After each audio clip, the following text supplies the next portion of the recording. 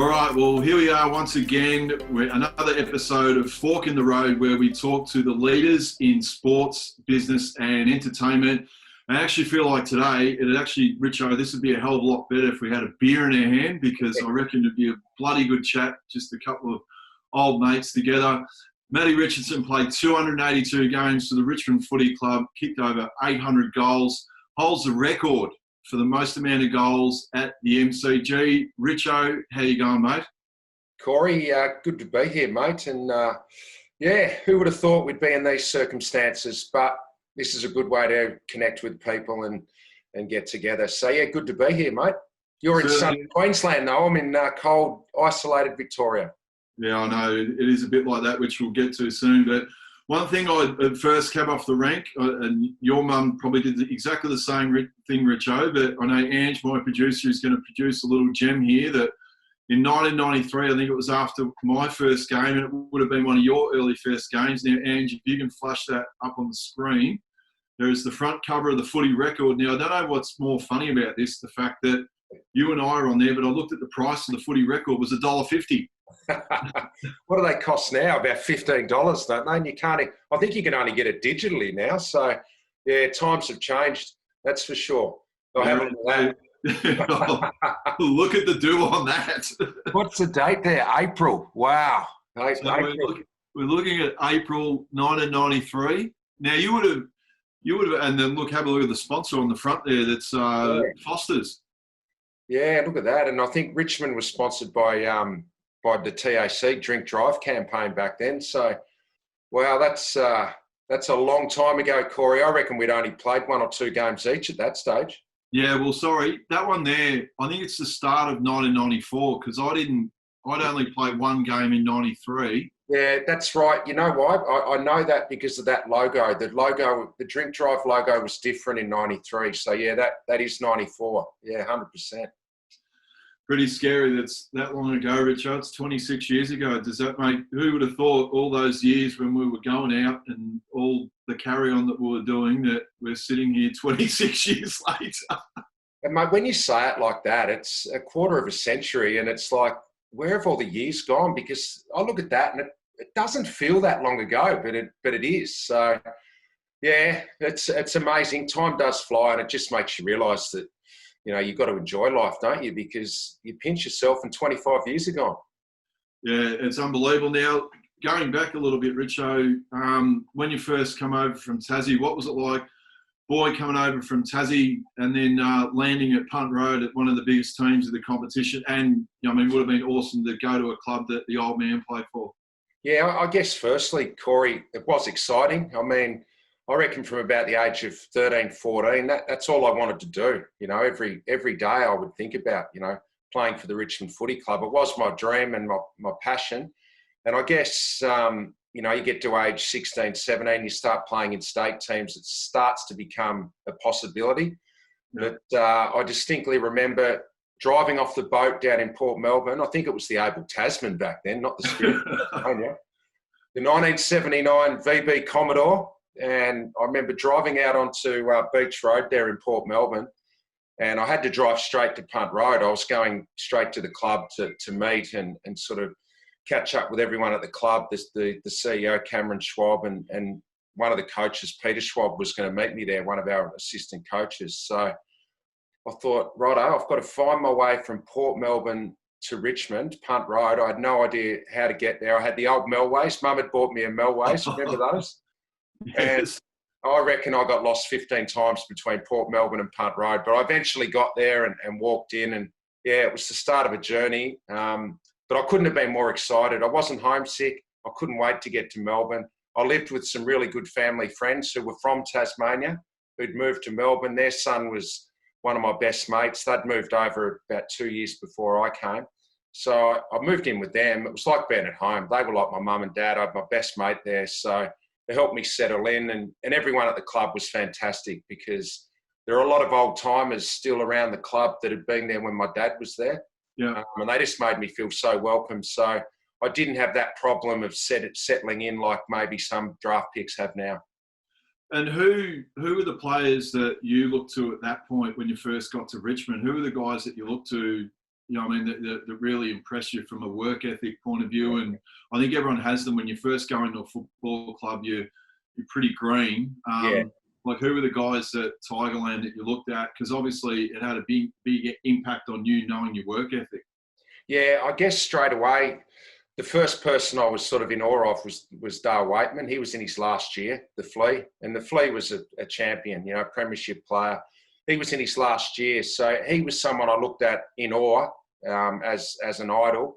But I guess the people I jumped on the back of at training were guys like Craig Lambert. Remember Craig Lambert? Yeah. Just a huge work rate, Lambie. Everything he did at training was 100%. So I quickly learnt that he was one to follow. And another guy by the name of Brian Lee, so you would remember. I think Brian had the hotel, the Castle in North Melbourne, just near Arden Street there. So he did have another establishment, Richo, that we knew pretty well. That was a place called the Tunnel. He did. He used to get in there a bit. But Leesy, for all of that nightlife stuff, and he was someone who enjoyed the nightlife, but he trained hard as well. And he made me feel welcome. And I jumped off the back of those two. Matthew Knights was there. Wayne Campbell was young as well. But all of those guys trained hard. So they were probably the guys I got around early days. Yeah.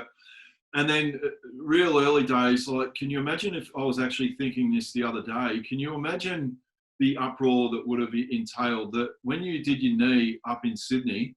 Yeah. And I even remember back at the time that boundary fence was so close. Can you imagine the uproar that would ensue nowadays that if one of the biggest teams in the competition have lost their power forward who was setting the world alight that was 1995, wasn't it? Yeah, it was.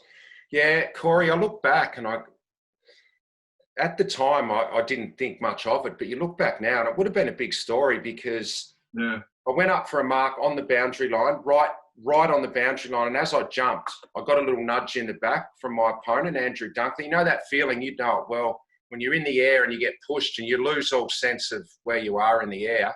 Yeah. And I thought, geez, I'm in a bit of trouble here because I could see it sort of happened in slow motion. I could see the fence right in front of me. And I thought, geez, when I land here, I'm going to have to stop straight away. So when I landed, I tried to stop stiff-legged and pull myself up. And my knee hyperextended and I just exploded off my knee and smashed into the fence. Did my knee. And basically the next week, the SCG moved the boundary line in about a metre the very next week. So they sort of admitted fault. It's extraordinary that it was even allowed to happen. So I did get letters from some legal firms at the time saying that if I didn't come back, I had a real case probably for some compensation. So I didn't think about it because I guess I was young and I just thought, no, I won't need to do that. I'm going to come back. And lucky enough for me, I recovered really well.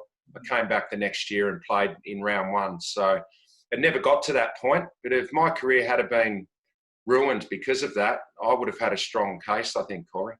Yeah. And that, look, you obviously just touched on that, but it obviously says a lot. What round did you actually do your knee in 1995? Round 9 it was in Sydney, yeah. So everyone out there stop and think about that usually coming back is a 12-month process. And, especially everyone's seen the pace that Richo used to play at and his ability to run. But you came out in 1996, you kicked 91 goals. And that was off the back of a knee reconstruction. So drawing on, was it the lessons you learned from those leaders at the club? Can you remember back to that time, what drove you in your rehab and what the thought process was? Yeah, I can, Corey. It's a good question because without Tony Free, who was our captain at the time and was a hard, tough player, he had done his knee about a month before I did mine. It was a very similar knee. Like we both did our lateral capsule, anterior cruciate. So he'd had his reconstruction. He had the same surgeon. So he was just starting his rehab when I did mine. So basically I was following Freezer the whole way through our rehab. And he was just a super hard trainer, super disciplined. And I sort of just followed him. And without him to sort of follow, maybe I wouldn't have recovered as quickly. But I think my inspiration at the time, I remember thinking, a lot of people said, oh, this could be 12 months. And even people saying, oh, it might ruin your career, your athleticism. So I remember that being my motivation. I'm going to prove these people wrong. I'm going to come out next year and play well. I was young. I was only 20. I'd never been injured. So perhaps my healing powers were pretty good then. If I had done it at 30, it would have been a different story, I think. Yeah, it is a vastly different story. Now, I think you and Wayne Carey are very similar, that people see you, that they think your strength is actually, obviously both of you are two of the best contested marks I've ever seen play the game. But I reckon both of you, your ability to actually run in games of football. Tell me some of the stories at training. I know that you had some famous times that you might have done around the tan. Like, for those people out there, Richo would actually keep up with all the mids, wouldn't you? Yeah, well, as I said before, I remember my very first Botanical Gardens tan time trial. I think most of the clubs did that back in that day. Yeah. It was like 3.86 Ks. And I guess that a good time around the tan for a midfielder was anywhere between 13 and 14 minutes. Now, for marathon runners and distance runners, that's not a good time. But I think Craig Mottram did it in 11 minutes, 10 seconds or something, or maybe even quicker. But for a footballer, when you're carrying weight, anywhere between 13 and 14 was a good time for a midfielder. My best time was 13 exactly. And I remember running to the line, Corey. I had my Nike stopwatch on. And I remember I wanted to break 13. And I got to the line. I swear on my watch it said 12:59. But our fitness guy, Mike McCoy, his name was, No Joy McCoy, we called him. He said, no, it was 13. I was filthy with him. I just wanted to break 13. But yeah, that was my strength. I was always a good cross-country runner at school. And I knew that was something that I had over other players my size. I had to use it as an advantage. So, yeah, my running ability was something that helped me. And what about, I think, when you look back now, like the amount of pressure at different times, I know that I was under at different times, and I know even with you, how did you actually cope with pressure? Like, what were some of the things out there? And I know a lot of people go through pressure at the moment, but what would you do? Or one, what would you do? But I suppose in today's vernacular, did you ever feel like, from a mental health point of view, that you would have easily put your hand up? Probably only once did I feel that I was battling, and I probably should have sought some assistance, was when I did my foot in 2000. In 1999, I probably had I consider my best year. I made the All-Australian team, and I was at the peak of my physical prowess, I guess. I felt strong, I felt fit, and I just felt that I was coming into my best years. And came out at the start of 2000 and started the year really well. But then in round 4, I did all the ligaments in my foot against Fremantle at it was Colonial Stadium back then. It had only just opened, and I thought, I really got down in the dumps at that time. I was out for the whole season. It was the most serious injury I had. It was worse than my knee injury. So at that time, probably when I was doing the rehab, I really started to get some doubt. And I wondered whether it was all worth it, because it was just so disappointing when you know that you're coming into the peak of your career to then miss another year. And then it takes you a while to get going again. So, yeah, probably at that time I could have sought help, but I guess I didn't, because back then you didn't really talk about things, did you, like they do now? So, but I got through it and ended up coming back in 2001. But that was a pretty hard time. How did I deal with pressure? I've always felt that I put more pressure on myself than anyone else could, the media, teammates, coaches. So I always felt that I had the most pressure on myself. So I felt like I dealt with the media and other expectations okay. And is that where, I suppose that leads me to the next question, Richo. You did wear your heart on your sleeve. I was a dummy, Corey, is what you should say. Well, I suppose I'm weaving my way around to, there is that game where you actually gave someone a spray before the ball even got there. That was that infamous Carlton, that was the Carlton Richmond game, wasn't it? That, you know the best thing about that game is, Richo, it was awesome after a game of footy at that point that someone else was getting bagged instead of me. We did cop it, Corey. We did cop a bit. Look, I brought it all on myself. I've always been an emotional type of person, and I wear my heart on my sleeve. And I feel like I needed that to play good footy. I got myself going, but at times it boiled over and it went the wrong way. It was harmful to my team, and probably probably about the age of 28 or 29, I actually started to harness it in a more positive way. And I played my most consistent footy in my 30s. Not my most brilliant footy, but just consistent from week to week. But yeah, that was a turning point for me that night, actually. I ended up getting dropped because it didn't look good. It was horrible, actually. I gave up, really, and I'm ashamed of it. I spat the dummy. The ball was at my feet, and it just looked horrible. And I remember after that game, driving home, it was a Friday night game, and I was driving home, and the coach, the late, great Danny Frawley, rang me on the way home in the car. And I thought, oh, this isn't going to be good. And he gave it to me. He gave me a fair spray. And he basically told me on the phone on the way home that I wouldn't be playing next week. He was going to drop me. And, that was when the penny dropped a bit, that I had to sort of pull up on it a bit. And it's pretty humbling. I reckon that we both could have ended up playing at the same venue. Did you have to go out to Coburg? Yeah, I did. It was actually, I actually played against the Northern Bull Ants, and it was out at Kramer Street. Remember out there, out in Preston? It's a pretty humbling experience, isn't it? When you're used to the bright lights of the MCG Friday night, and you got the bag, and you're walking through the back of the car park at Kramer Street. Oh no! So I've gone from Friday night footy at the G to Saturday arvo at Kramer Street with all the Preston fans just giving it to me behind the goals. So yeah, look, it was a turning point, as I said, and good on Danny. He had the courage to do it because, you know, I probably was one of the better players in the team. So to drop me and make an example of me, I did after that moment. I think I really did start to improve in that area. This episode is brought to you by National Make Good Solutions, experts in taking your commercial property back to the day it was built at the end of your lease. And you did mention Spud. So what are some of the funny stories with Spud that you would have had over the journey of him being coach? I reckon look, he was just a funny man, but I'll never forget towards the end, or it was right at the end of his coaching tenure in his 5th year. He was under pressure. The media, you know, when the media gets a coach in the gun, every day there was, an article in the paper, will Danny Frawley survive? Is he going to get the sack? Blah, blah, blah. And I remember rocking up to training on a Monday morning. I can't remember who we played, but we'd been beaten quite heavily the day before on the Sunday afternoon. Yeah. And I drove into the car park at Punt Road, and all of the media vans were in there. The media vans, the big aerials, pop-up aerials they have. Get out of the car and you're getting door stopped by all the journos. Will Danny survive?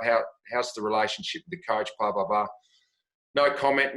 Walked inside, and it was a really tense mood at the club, because we knew that we'd let Danny down the day before. And you feel bad because the coach doesn't have much control over how you're playing. So we all felt bad because we all really loved Danny.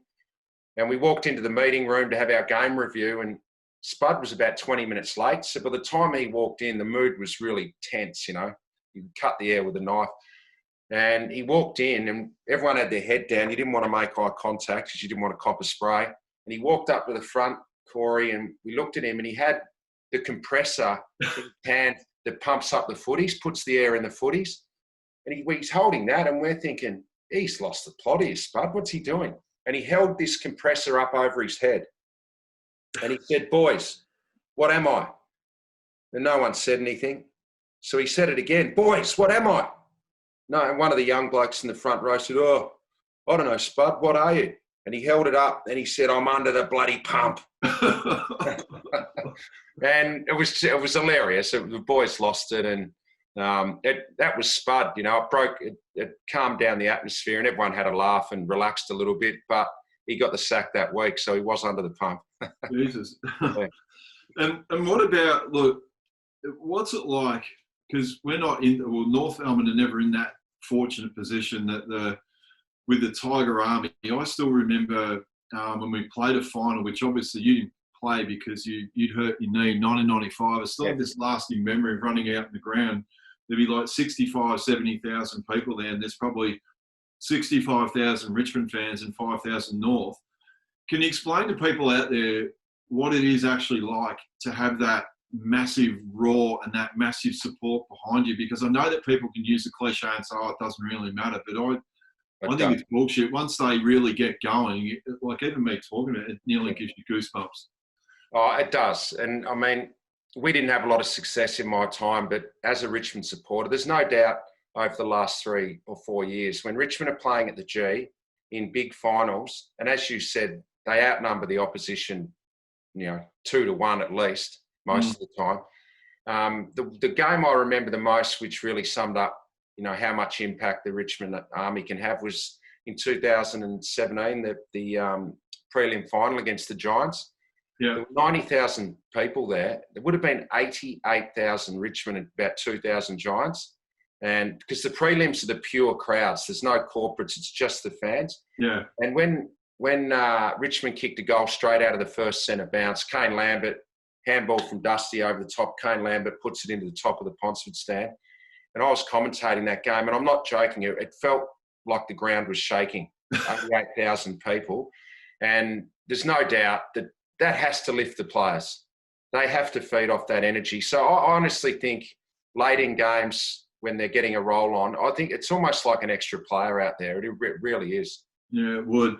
Now, I remember, Richo, when it was announced that you were going to be the one that presented the Premiership Cup. And unfortunately, you never got to the last Saturday in September. But I know, everyone knows that you bleed yellow and black. And I remember even texting you going, mate, this is like nearly the next best thing to be presenting the cup to the team that you love. Just explain to everyone how amazing that was to be able to do that. The person that's actually going to hand the cup and it breaks the drought.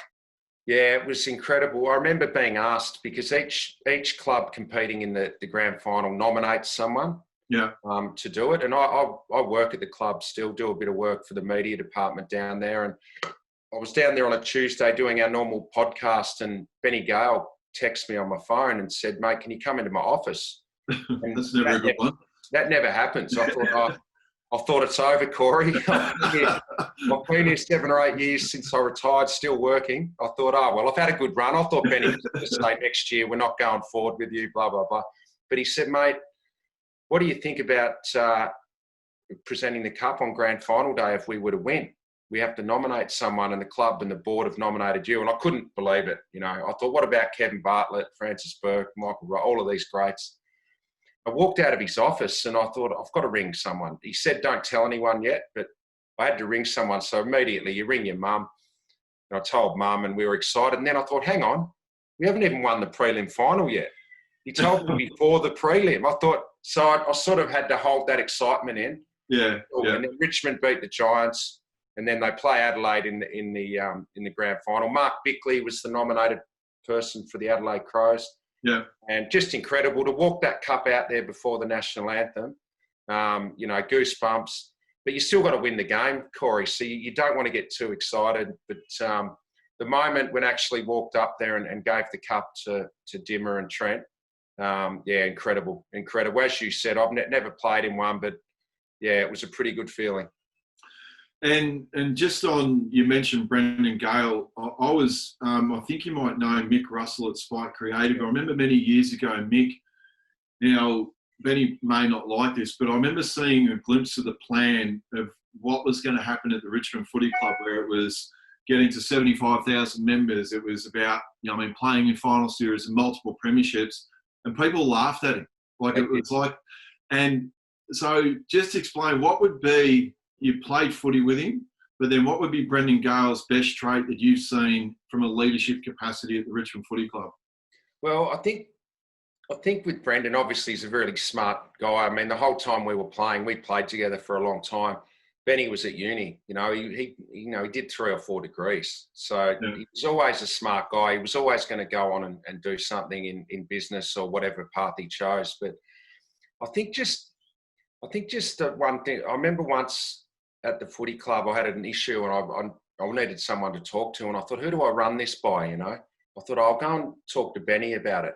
And I went into his office and we talked about the issue that I was facing. And I was sitting there, and when I finished, he sort of didn't say anything. And I thought, geez, did I tell the right person there? He must have something else on his plate, he's running a footy club. And I walked out of his office and thought, he didn't say anything. He didn't give me any advice. And then about 48 hours later, my phone rang. and it was Benny. And he said, mate, I've been thinking about what you asked me, and here's my advice. And he gave me the advice, and it's proved to be 100% correct, the advice that he gave me. But that just showed me he takes in the information. He doesn't just blurt out something straight away. He takes the information away, thinks about it, he works through it.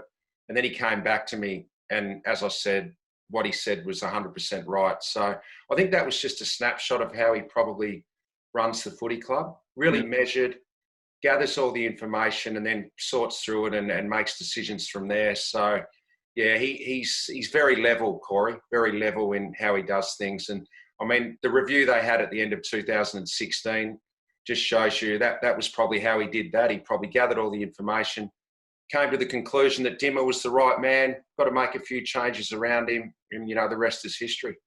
Yeah, exactly right. Now, we both share something in common. We're both not Brownlow medalists. You should be.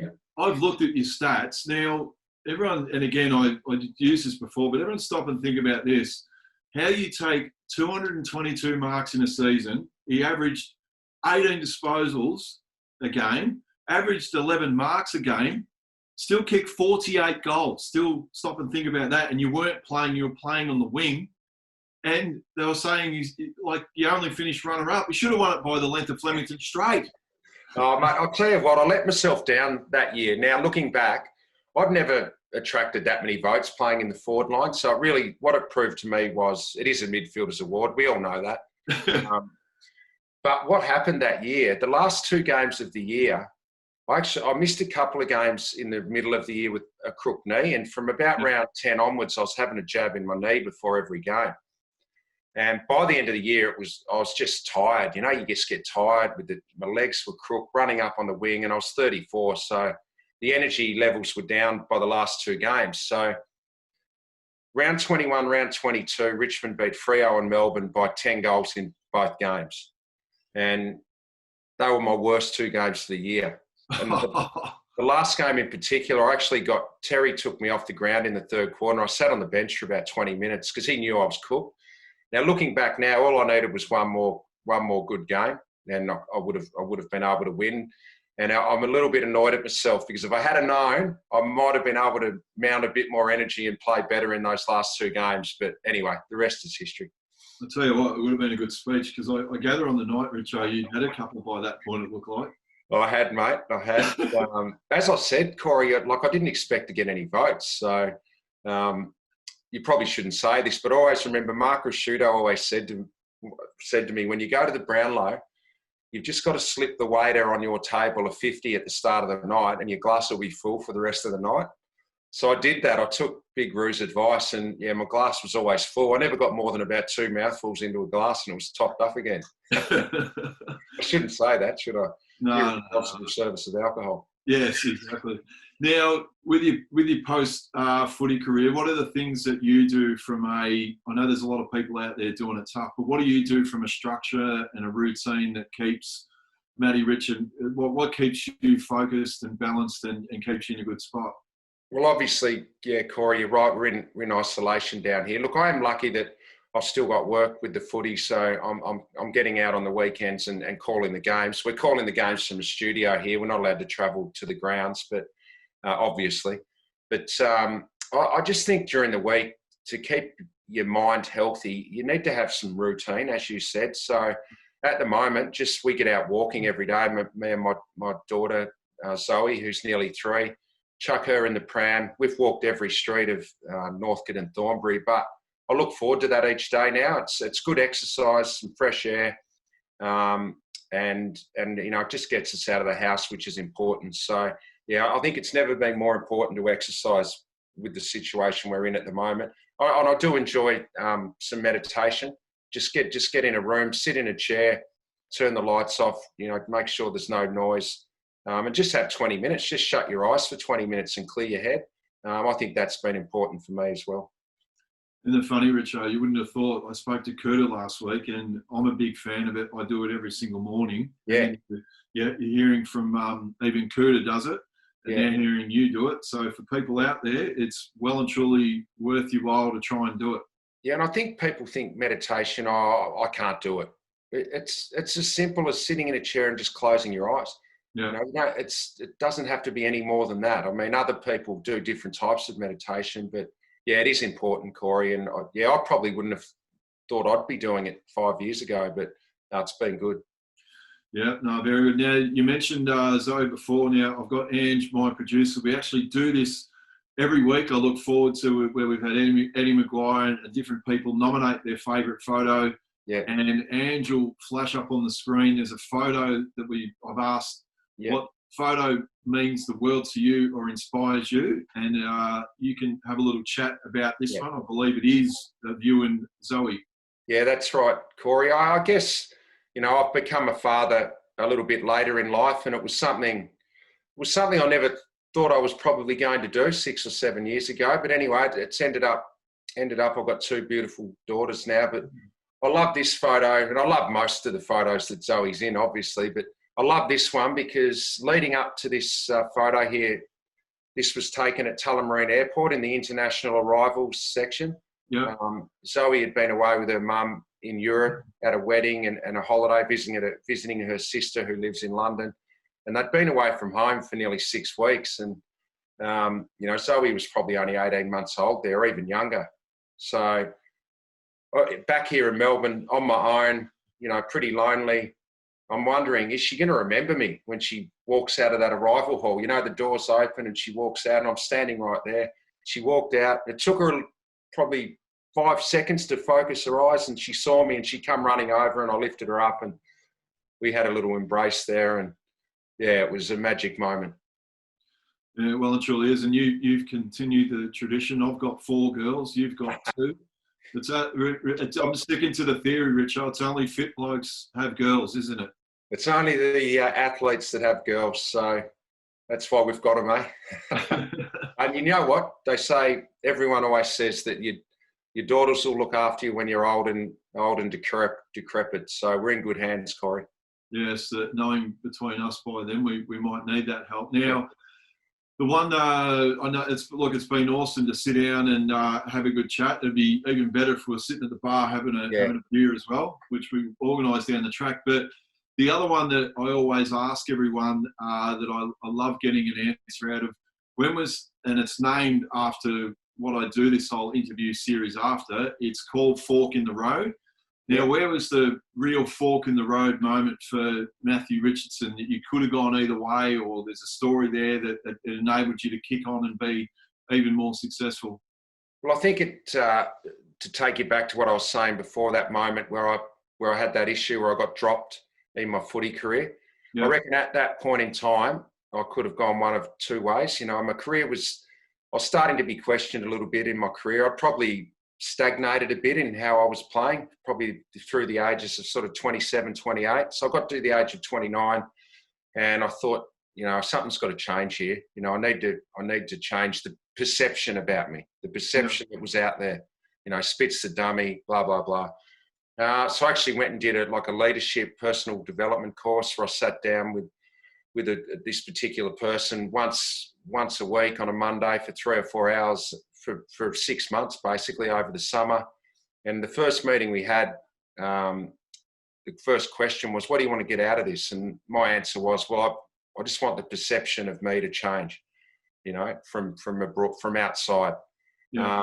And I think it did. In the next 4 or 5 years, I think by the time I retired, a lot of people probably thought of me a little bit differently to what they did in my late 20s, just how I was going about my career.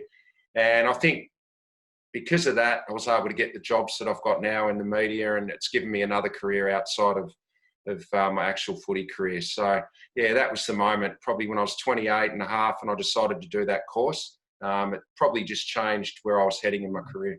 Yeah, and look, that's wonderful advice to everyone out there at the moment. Look, even going through what's happening in Victoria, I think it's a really great advice about, going to work on yourself and obviously reflected in your footy career and obviously your post-footy career. But look, Richo, it's been brilliant to sit down with you. Like I said, when I come back to Melbourne, it'd be great to catch up for a beer. I'm saying that to everyone at the moment that I've done these interviews, because when I rattle off the names of Maguire, Carey, Richo, there's some guys in there. I don't know about Cooter drinking his Herbalife. I don't know whether you and I are going to be, with the greatest respect to Herbalife, I think you and I are more frothy people. But look, it's been brilliant to sit down with you. An amazing career, ripping bloke that we've always had a lot of time for one another. And big thanks to Angie, our producer, and big thanks to National Make Good Solutions who sponsor us. But more importantly, big thanks to Richo for taking the time out and having a chat on Fork in the Road. Thanks, Corey. Always good to chat, mate. And I'll shout you the beer when you come down, all right? I'll hold you to that. Cheers, mate. Thanks, mate.